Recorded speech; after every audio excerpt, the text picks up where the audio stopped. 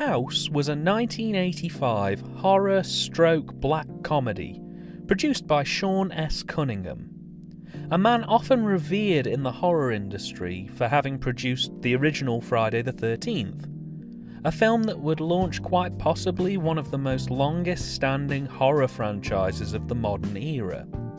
And having done a bit of digging, I didn't know until now that he was also responsible for producing Wes Craven's first feature-length production, The Last House on the Left. House itself also stands out as being the first of 4 films in a franchise, though only 3 of them are linked directly. One of them was an indirect cash-in. The film follows Roger Cobb, a Vietnam War veteran turned successful, if not frustrated, writer.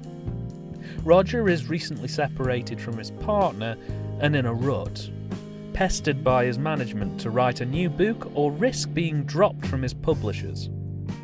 On hearing the news that his aunt has died, Roger decides to go for broke and moves into his aunt's old house as a means of getting away from the hustle and bustle so he can focus entirely on both getting his head straight and writing a new book. However, everything isn't quite as it seems, and a visitation from Roger's deceased aunt, coupled with memories of a terrible incident that had happened in the house involving Roger's now missing son, cause spirits who live in the house to reawaken and cause carnage. At first trying to tackle them alone, before eventually enlisting the help of a neighbour, Roger must quite literally battle his demons, all the while juggling publishing deadlines, maintaining the outside appearance of sanity, and the flirtatious advances of the woman next door. This film was directed by Steve Miner, another veteran of the horror circuit, with directing credits for Friday the 13th Parts 2 and 3 and Halloween H20. He also has quite a bit of experience with television, having produced 9 episodes of The Wonder Years.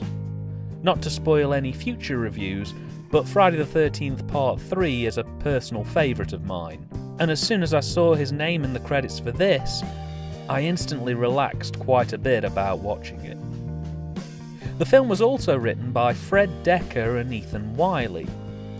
Decker has a quite mixed set of credits.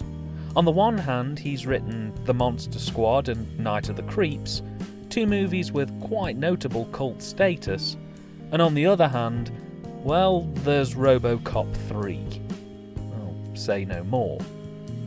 Wiley, by contrast, wrote this and the movie's sequel, House 2, before pretty much descending into an indie horror and sequel writing binge, of which he never really returned, with the likes of Elfmen and Children of the Corn 5 being highlights post-House.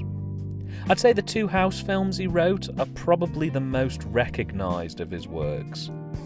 Right out of the gate, it must be said that I found House to be a bit of a jumble. This is by no means a bad movie. I'd be more than happy to say give it a go. It's a fun little horror film. But it doesn't seem all that focused, and quite a few of the elements of this movie tend to get lost as we progress through it. I'll start by saying that the direction is nice and solid. There's a tremendous atmosphere throughout this film, and Miner does a wonderful job of making the house feel both spooky when it needs to be, and homely from the off as a way of wrong-footing the audience. The cast are all lively, animate, and have a real screen presence that really makes this film stand out. There's only really one exception to the cast choices, and I'll get to that very shortly. The cinematography is pretty decent. It's nothing to write home about, but it's more than competent in what it's trying to do. It would have been nice to maybe see a bit more experimentation with the scenes involving the ghosts, but I've seen plenty of films do much, much worse than this. It never feels stale, and for my money, I think they chose the right shots for the right moments. The cast are a delight in this, with Roger, played by William Catt, giving an outstanding performance, balancing trying to live a normal suburban life and falling apart as the ghosts slowly start to drive him towards total madness. And it was important that they get the casting right here, because we're with Roger for a good chunk of the film. The cast list for this film is terribly short, and I'd say at least 70% of the movie is just Roger either trying to get on with his work, socialising, or fighting the ghosts. George Wendt is also pleasantly watchable as Harold Gorton, Roger's happy-go-lucky neighbour, who steals almost every scene he's in and really only adds to the production. He's the funny guy next to Roger's straight man routine, and it's a great match. The pairing really have good chemistry, and together they take the strain of this movie pretty well. I feel at this point I should also mention that the actors manning the puppets, or prosthetic ghost costumes, are amazing as well.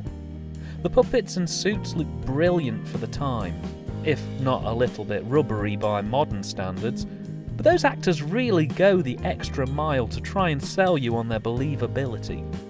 And for the most part they succeed, with manic hyperactive performances and a tremendous amount of animation. They've really knocked this one out of the park.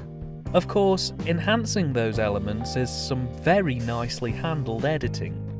They try their best not to linger too long on the ghosts, giving you just enough of a view for you to wonder what on earth you're looking at, but using cuts well enough to mask their somewhat rubbery appearance.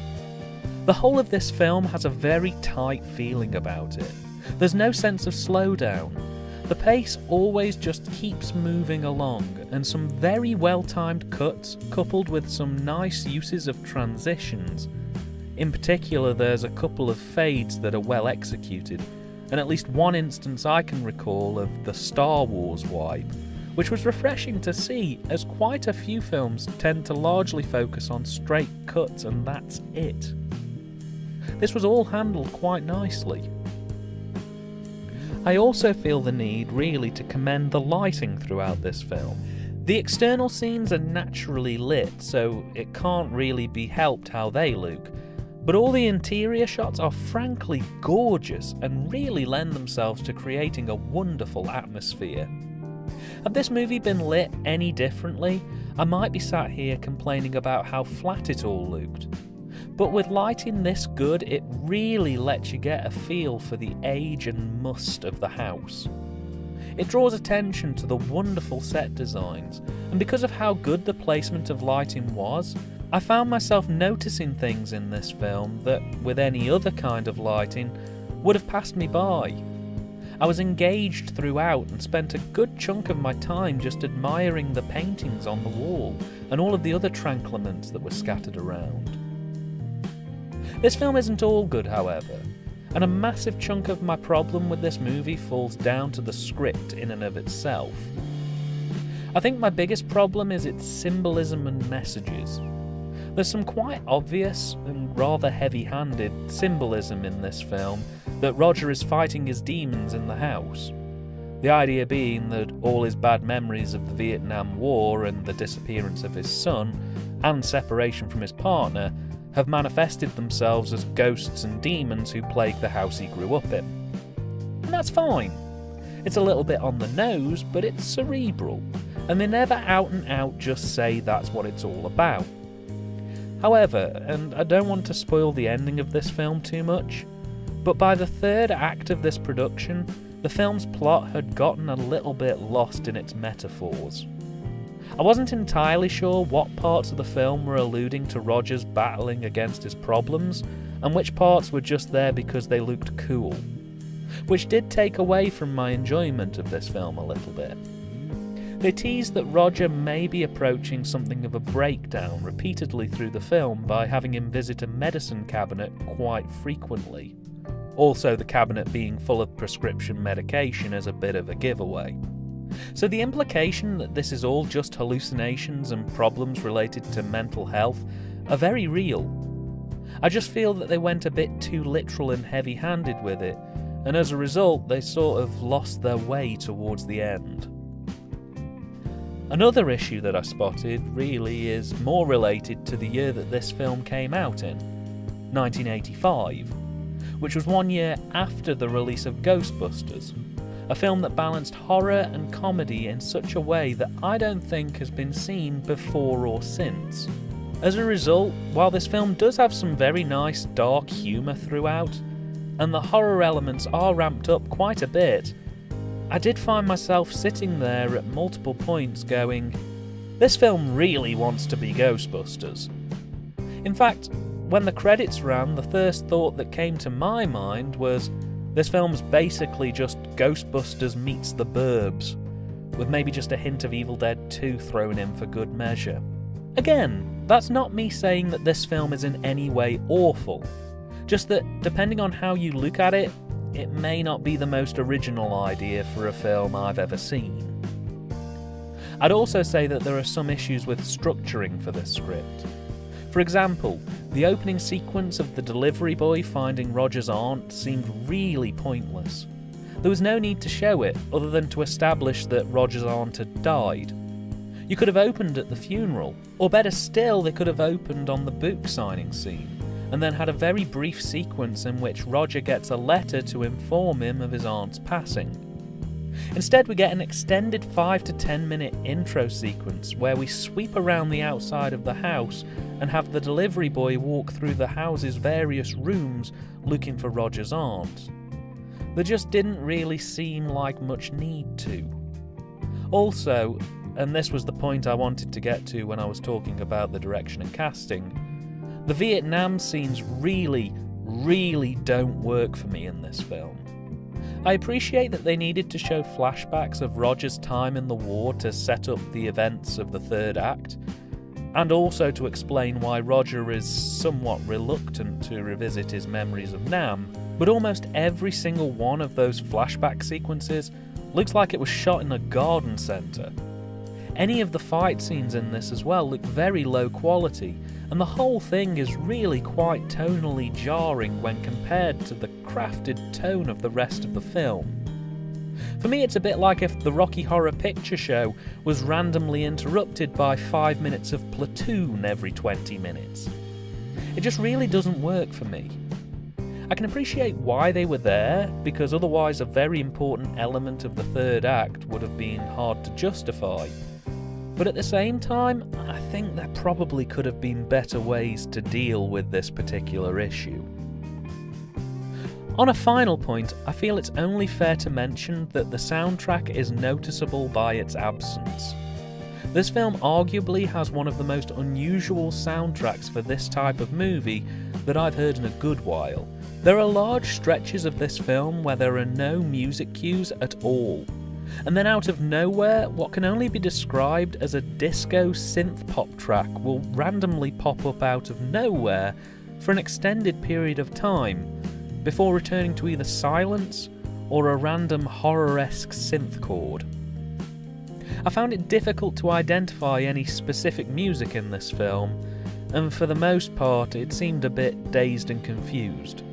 So, yeah, not great.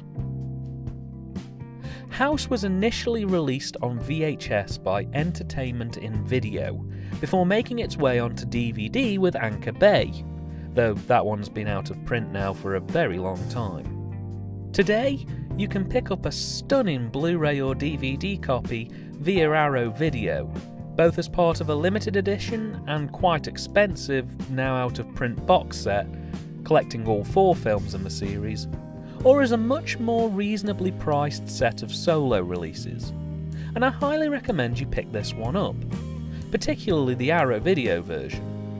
Arrow have done a lovely job on the remaster for this one, and while I used footage from the original VHS release for this review, the Arrow remasters are a completely different ballpark. There's also a quite nice set of extras. I'd go as far as to say that this is the definitive way to experience this film.